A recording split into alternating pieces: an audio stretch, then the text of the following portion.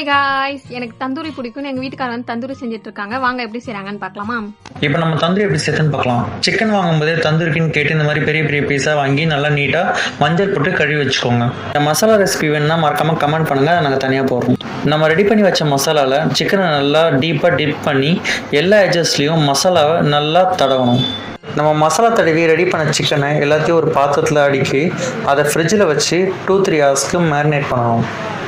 Marinate பண்ண சிக்கனை ஒரு குக்கர்லேயோ நம்ம தேவையான பாத்திரத்தில் வச்சு டீப்பாக ஸ்டீம் பண்ணணும். எதுக்கு நம்ம இதை ஸ்டீம் பண்ணுறோன்னா, அதை கறியில் போட்டு வேக வைக்கும்போது அது அந்த அளவுக்கு வெந்திருக்கான்னு நமக்கு தெரியாது. இப்போ நம்ம இதை ஸ்டீம் பண்ணதுனால இதை தைரியமாக 2-3 மினிட்ஸ்க்கு நம்ம நெருப்பில் எல்லா பக்கமும் செவக்கிற மாதிரி காமிச்சாலே போதுமானது தான். வெண்ணெய் இல்லைனா எண்ணெய் யூஸ் பண்ணி நம்ம இது மேலே ஸ்ப்ரே பண்ணால் ரொம்ப ட்ரையாக இல்லாமல் நம்ம கொஞ்சம் ஜூஸியாகவே கிடைக்கும். நான் இந்த ஃப்ளேம்க்காக என்னோடய ஹேர் ட்ரையர் யூஸ் பண்ணியிருக்கேன். அதனால் நம்மளுக்கு கொஞ்சம் ஃப்ளேம் நல்லாவே வரும். நம்ம ரொம்ப நேரம் காட்டணும்னு அவசியம் இல்லை.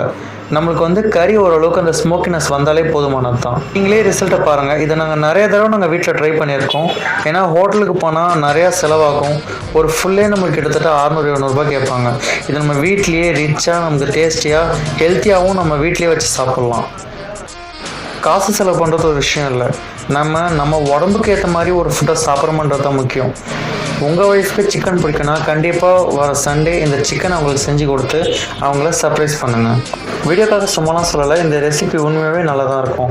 வாரம் ஃபுல்லாக நமக்காக சமைக்கிற ஒய்ஃப்க்கு வாரத்தில் ஒரு நாள் நம்ம சமைச்சு கொடுக்கறதுனால ஒன்றும் பிரச்சனை வந்துட போகிறதில்ல. மறக்காமல் இதை செஞ்சு பாருங்கள். அதே மாதிரி நம்ம ஸ்டீம் பண்ணும்போது தண்ணி அடியில் வச்சு ஸ்டீம் பண்ணுறதுனால மேலே இருக்கிற மசாலாலாம் கீழே வந்து ஸ்டோர் ஆகும். அந்த மசாலா வச்சு நம்ம ஒரு குழம்பே ரெடி பண்ணியிருக்கோம். இது எங்களுக்கு ரொம்ப ஸ்பெஷல். இந்த மசாலாவோட டேஸ்ட் அவ்வளோ சூப்பராக இருக்கும். இதை பற்றின டீட்டெயில்ஸ் வேணுன்னா மறக்காமல் கமெண்ட் பண்ணுங்கள். நெக்ஸ்ட் வீடியோவில் அதை டீட்டெயிலாக சொல்கிறோம். மறக்காமல் சேனலை ஃபாலோ பண்ண மறந்துடாதீங்க.